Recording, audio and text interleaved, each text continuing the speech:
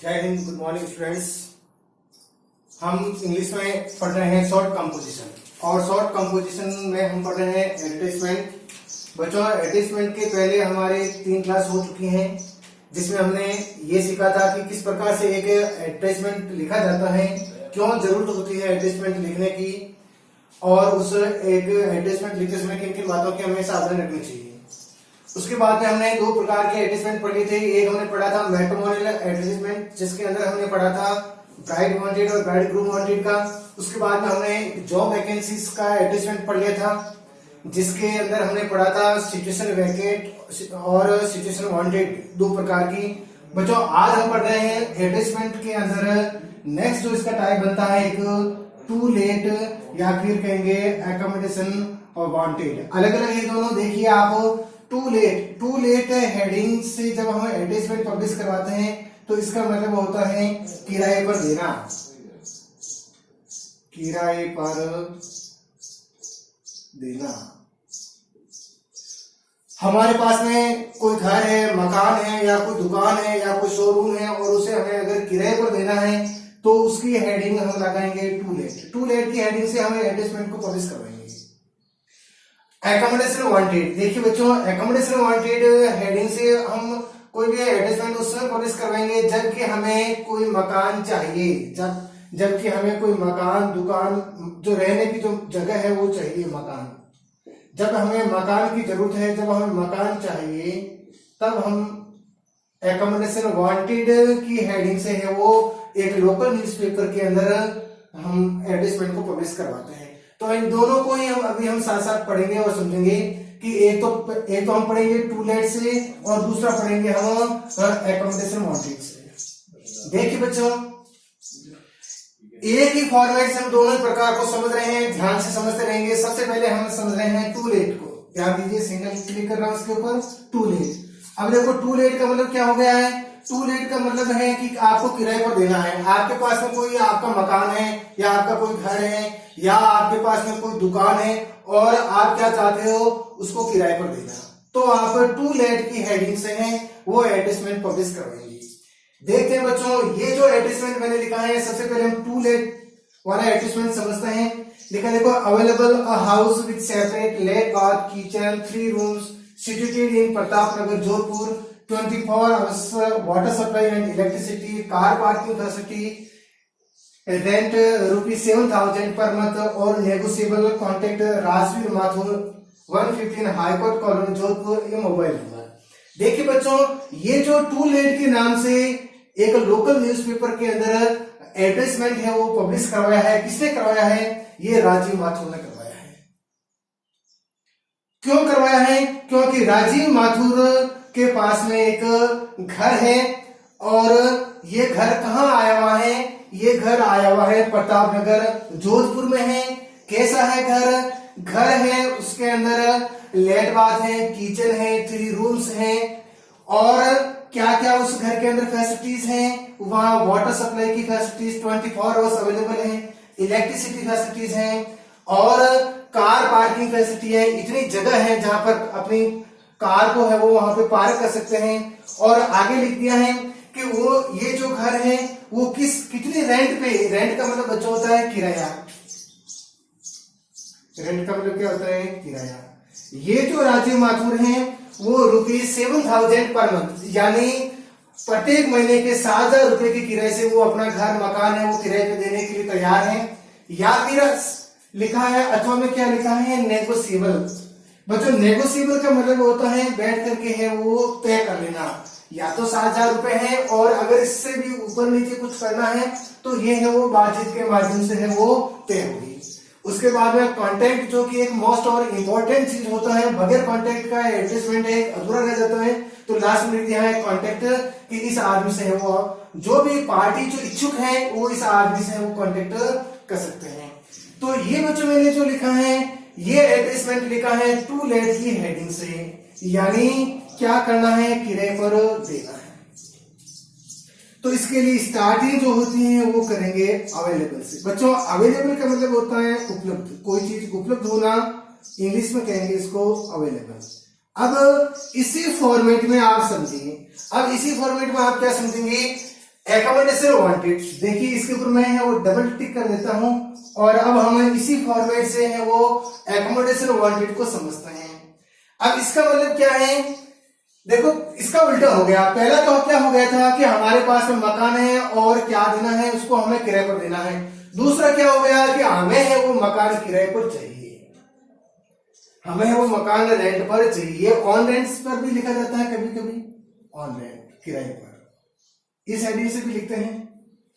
तो देखिए अब इसको, अब इस हेडिंग से लिखेंगे बच्चों तो यहाँ अवेलेबल नहीं लिखेंगे, क्योंकि अवेलेबल का मतलब आपके पास में उपलब्ध नहीं है। आपको तो क्या करना है, अब आपको तो इस चीज की है वो जरूरत है बच्चों, तो बेटा आप यहाँ लिखेंगे वांटेड, इस बात का ध्यान रखेंगे बस। अब यहाँ पर अवेलेबल नहीं लिख करके इसकी जगह क्या हो जाएगा, वांटेड हो जाएगा, ध्यान रखना इस बात का। वांटेड से स्टार्ट कर दो कि wanted a house with separate lat bath kitchen 3 rooms situated in Pratap Nagar Jodhpur 24 hours water supply and electricity car parking facility, और उसके बाद में है रेंट 7,000 पर मंथ। देखो पहले वाले में तो क्या हो गया है कि ये जो पार्टी है वो 7,000 रुपए किराया क्या करना चाहती है, लेना चाहती है। और अब इसमें क्या हो गया है कि ये जो पार्टी है वो 7,000 रुपए है वो किराया देना चाहती है, या फिर बातचीत के माध्यम से जो भी है किराया तय कर लिया जाएगा, फिर ये कॉन्ट्रैक्ट। बस कुछ भी अंतर नहीं है, ज्यादा अंतर नहीं है। आपको इस बात का ध्यान रखना है कि टू लेट से स्टार्ट कर रहे हैं, इसका मतलब है आपको शुरुआत में क्या लिखना होगा, अवेलेबल, और नहीं तो फिर आपको क्या लिखना होगा, वांटेड। इसके अंदर कुछ और भी है वो अगर आप है वो जोड़ सकते हैं, जैसे यहाँ लिख सकते हैं आप कि ये जो घर देना चाहते हैं वो किसके लिए है, केवल ट्रांसफरेबल फैमिली के लिए ही देना चाहते हैं, या आप किसी स्टूडेंट्स को भी है वो देने के लिए तैयार हैं। अगर ऐसा कुछ और इसके अंदर कुछ भी जोड़ना है तो भी है वो आप लिख सकते हैं। तो बच्चों इस प्रकार से ये आप अच्छी तरीके समझेंगे, इसको बार बार स्टडी करेंगे, और अगर एग्जाम के अंदर आ जाए टू लेट या एकोमोडेशन वांटेड तो आपको इस तरीके से है वो एक एडजस्टमेंट को तैयार करना है। इस बात को है वो आप अच्छी तरीके से ध्यान रखेंगे, और जो क्वेश्चन आता है उस क्वेश्चन को अच्छी तरीके से पढ़ना है। अगर क्वेश्चन में ऐसा आ जाए कि ये मान लो आपके पास में घर है और ये घर है वो प्रताप नगर में किसी और कॉलोनी में है, तो फिर आपको उस कॉलोनी का नाम लिखना है। यहाँ आ जाए कि अपने आप को है वो राजी मानचुंदा मानकर कोई और नाम आ जाए कि भाई अपने आप को वो मानो, तो फिर वो लिखना है। और कभी कभी ऐसा भी आ जाता है कि आपके पास में है वो पूरा घर नहीं है, आपके पास में एक सिंगल रूम सेट है, तो फिर बेटा क्वेश्चन को अच्छी तरीके से समझना है, क्वेश्चन क्या कह रहा है, उस क्वेश्चन के अनुसार है वो हमें एक एडजस्टमेंट को है वो तैयार करना है। तो फिर आप वहां पर 1 रूम सेट ही लिखेंगे। सेपरेट लेट बाथ भी लिख सकते हैं और अटैच्ड लेट बाथ भी है वो आप लिख सकते हैं। सेपरेट का मतलब होता है अलग से लेट बाथ बने हुए होना, और अटैच का मतलब होता है वो उसके साथ में ही बने हुए होना। तो बच्चों ये तो वह है टू लेट और एकोमोडेशन वांटेड की हेडिंग से किस प्रकार से एक एडजस्टमेंट को पब्लिश करते हैं। अब बच्चों इसी सवाल के अंदर हम एक और नेक्स्ट टाइप का जो एडजस्टमेंट है उसको समझ रहे हैं, ध्यान देना, सिर्फ हेडिंग का अंतर है। और ये जो है एडजस्टमेंट है जिसका नाम है फॉर सेल एंड परचेज। देखिए अब मैं ये टू लेट मिटा रहा हूं और इसकी जगह मैं क्या लिख रहा हूं, for sale and purchase.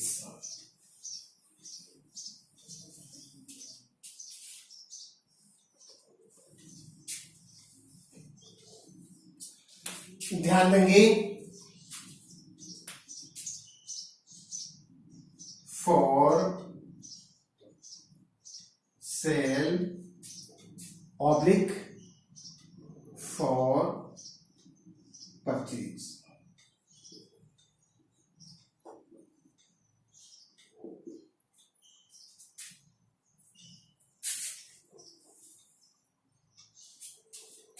For sale या परचेज, हेडिंग में भी क्या होगा, फॉर सेल, या तो फॉर सेल और या फिर फॉर परचेज।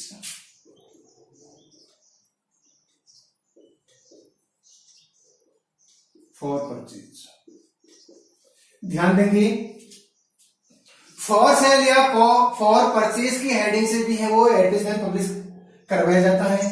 बच्चों सेल का मतलब होता है बेचना है। सेल का मतलब क्या है? बेचना है। ध्यान देखिए, सेल का मतलब बेचना है और परचेज का मतलब क्या होता है? खरीदना। परचेज का मतलब होता है खरीदना।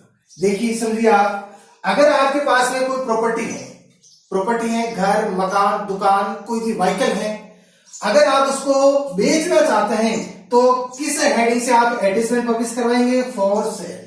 हेडिंग क्या होगी? For sale. और अगर आपको खरीदना है, कोई प्रॉपर्टी खरीदनी है, गाड़ी वगैरह खरीदनी है या कोई घर मकान आदि खरीदना है, तो फिर आप की हेडिंग क्या होगी? For purchase. बस हेडिंग का अच्छी तरीके से वो ध्यान में रखना है आपको। अब बच्चों हम लेते हैं सबसे पहले फॉर सेल।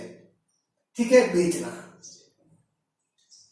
ये लिया है मैंने, बेचना। पहले तो मैंने इसी को पढ़ा है किराए पर लेना या किराए पर देना, और अब हम इसी को पढ़ रहे हैं किराए पे लेना देना नहीं है, पूरे घर को ही या तो क्या करना है? बेचना है या फिर इसको खरीदना है। तो सबसे पहले हम समझते हैं इसको फॉर सेल की हेडिंग से। अब देखो सवाल में क्या अंतर आ गया है? सवाल में अंतर आ गया है कि जो राजीव माथुर नामक जो आदमी है, उनके एक घर है और वो अपने घर को क्या करना चाहते हैं? बेचना चाहते हैं। तो अब यहां पे क्या हो जाएगा? समझिए,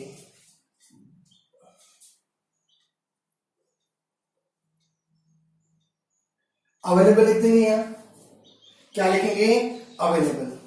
available a house with separate lat bath kitchen 3 rooms situated in Pratap Nagar Jodhpur 24 hours water supply and electricity car parking facility. अब यहाँ पर रेंट नहीं लिखेंगे क्योंकि अब यहाँ पे है वो किराए की बात नहीं हो रही है। यहाँ पर तो अब क्या हो रहा है? पूरे घर की है वो सेल की बात हो रही है, और सेल का मतलब क्या होता है? बेचना।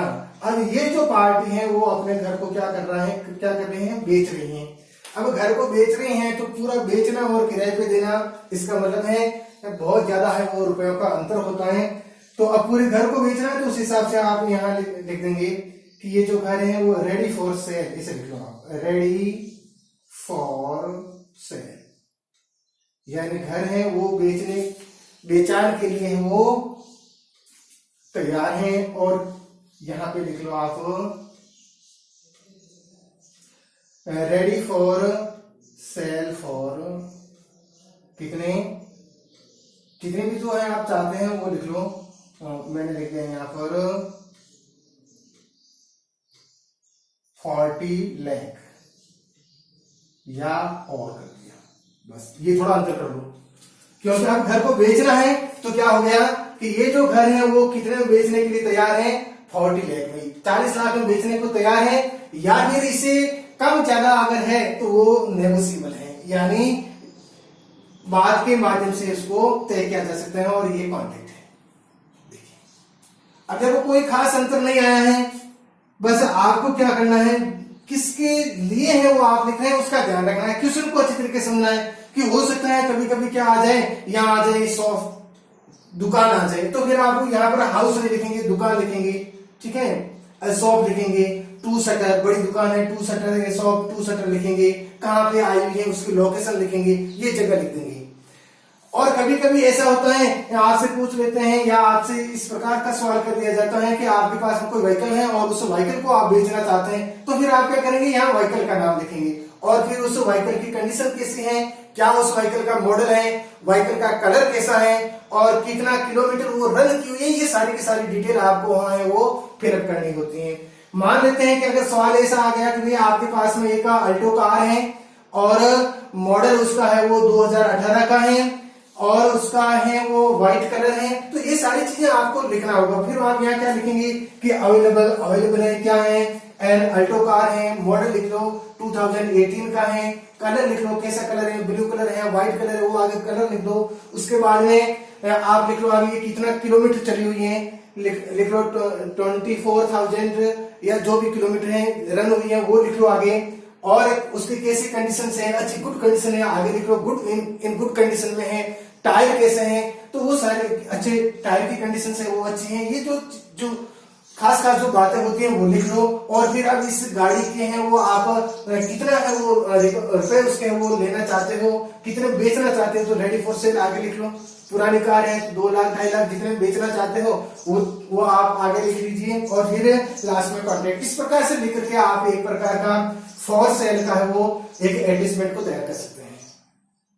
समझ रहे होंगे आप। अब देखिए, अब सवाल इस तरीके से ना करके आपसे सवाल ये कर दिया जाए कि आपको क्या करना है, खरीदना नहीं है, आपको तो क्या करना है, बेचना है।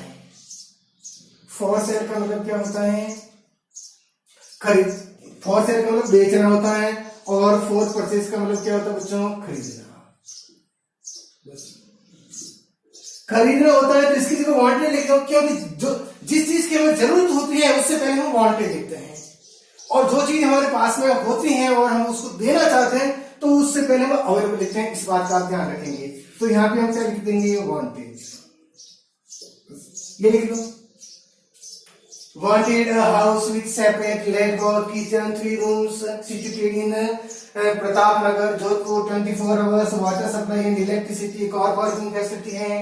ठीक है, फिर आप क्या करेंगे, रेडी फॉर सेल नहीं करेंगे, फिर आप करेंगे रेडी फॉर परचेज, यानी ये खरीदने के लिए है हम तैयार हैं।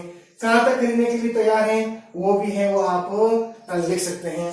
ठीक है, अगर इतना बड़ा मकान है और अच्छी कॉलोनी के अंदर आया है और इतना आप पे कर सकते हैं तो आप लिख सकते हैं कि इसका मैं है वो 40 लाख पे कर सकता हूं, या कम ज्यादा जो है वो आप उस हिसाब से लिख सकते हैं। और साथ साथ में ये भी लिख सकते हैं और नेगोशिएबल। फिर कॉन्टेक्ट, ये जो सबसे महत्वपूर्ण जो बात होती है इसको लिखेंगे लास्ट में। तो इस प्रकार से बच्चों देखिए, ये इसी क्लास के अंदर हमने वो 4 टाइप्स की जो एडवर्टाइजमेंट होता है उसको हमने समझा है। पहला टाइप्स में हमने समझा है टू लेट और अकोमोडेशन वांटेड, और दूसरे में हमने समझा है फॉर सेल और फॉर परचेज को। बस ध्यान किस चीज का रखना है, ध्यान हमें इस बात का रखना है कि प्रश्न क्या है। प्रश्न में किसी चीज को खरीदने के बारे में लिखा है कि बेचने के बारे में लिखा है, किराए पे देने के बारे में लिखा है, या हमें कोई चीज किराए पे लेने के बारे में लिखा है, घर के बारे में लिखा है, दुकान के बारे में लिखा है, मोटर बाइक के बारे में लिखा है, किसके बारे में लिखा है, उन बातों का हमें वो ध्यान में रखना होगा। फिर जो आवश्यक जो डिटेल होती है वो हमें लिखनी होती है। तो बच्चों इस वीडियो में इतना ही, बाकी पढ़ेंगे हम नेक्स्ट टाइम। जय हिंद, गुड बाय।